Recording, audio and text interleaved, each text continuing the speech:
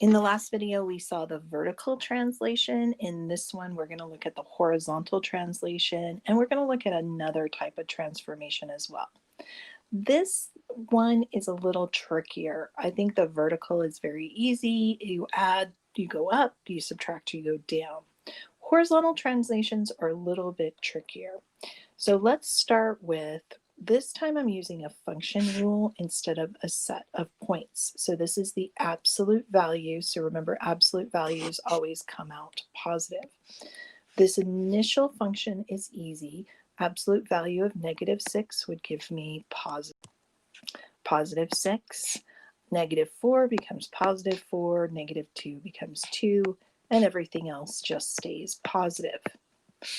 You can see that the points are corresponding over here. So -6, 6 becomes this point right here, and they're all graphed. And so you can see this is what the graph of an absolute value function looks like. It always looks like this. The values always become positive. They can't go below the x-axis unless we have a vertical translation. In the next part, this gets a little tricky. We want to take our function and we want to add 3 to our x in order before we find our answer.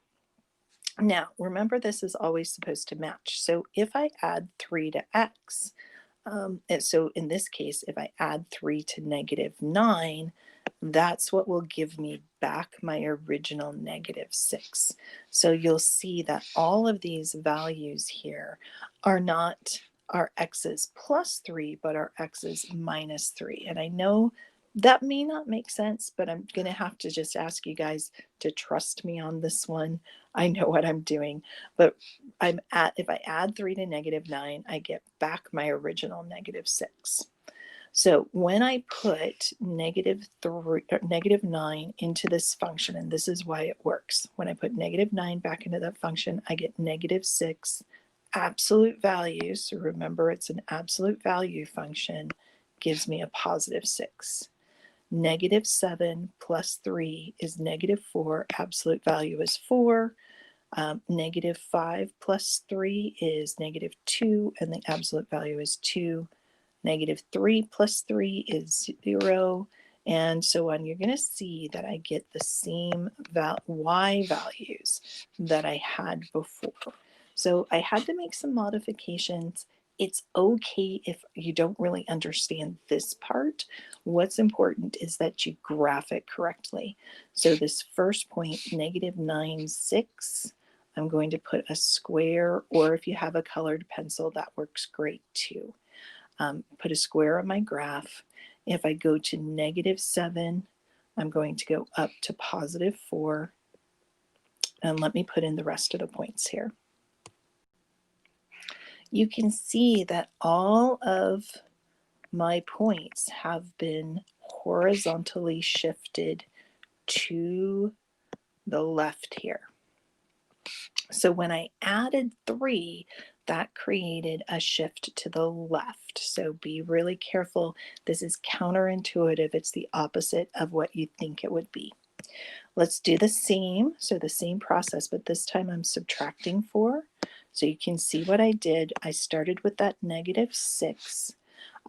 If I wanted to get the -6 back, I would substitute in a -2. Don't worry about that so much. Just remember, I'm going to substitute that back in here, get -6, which gives me back a +6, a 4. It's going to be the same y values we saw before. Okay. All right. Then once again, we're going to plot this with triangles. So at -2, I go up to +6 and I put a triangle. And then at 0, I go to +4 and a triangle. 2, I put a triangle right on top of that circle. 4, I stay at 0, triangle. You can see the rest of my triangles are filled in, and my graph of my absolute value, if I connect the points here, would look like so. Okay, so here's the rule when you subtract a constant h. So notice this time there's a negative here. When you subtract a constant h from the domain values, any function f of x, the values horizontally translate by h units. All right, the two things you really need to remember, if you add to that x value, okay, if you add to that, this is a plus, it's going to be a shift to the left. So we can see that in our first example. All of our points shifted to the left from the original points.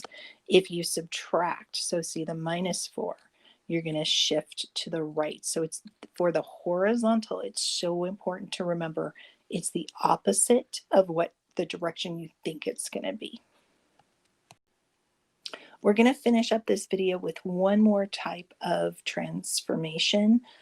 So you're going to see a new function again. So this time it's called x squared. Well, not new, you've seen that before, but maybe the shape is new to you. Maybe not some of you. This is called a parabola. It's this U-shaped curve. We're going to substitute each of these numbers. So -3 squared would give me a +9, -2 squared, 4, +1, 0, 1, 2, 1, 4, and 9 again. And you can see the corresponding points over here on the graph. You can see what they're asking us to do next. It says fill in the table below with a negative function. Negative f of x. Well, this is really easy. We're just going to take all of our f of x values and make them negative. That's literally what it says to do here. So watch as I fill this in. So instead of +9, I've got -9. Instead of +4, -4, -1, 0 is going to stay 0. I've got -1, -4, and 9. It just literally means make all of your output values negatives. And then over on the graph, I'm going to plot those once again with squares. So at -3, I'm going to go down to -9. At -2, I'm going to go to -4. At -1, or I go to -1. And at 0, I stay at 0. At +1, I go to -1, 2, I go to -4, and 3, I go to -9. And you can see what's happened here. This is one of our reflections. So the rule here is that when finding the opposite, so for this negative f of x, when finding the opposite, the graph reflects over, this is the x-axis here.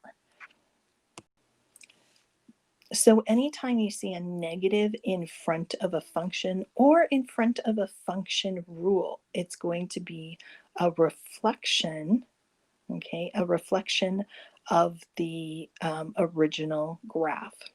I'm going to save that last translation for the next video, and we'll go through some examples of how all of this is going to work in a mathematical setting.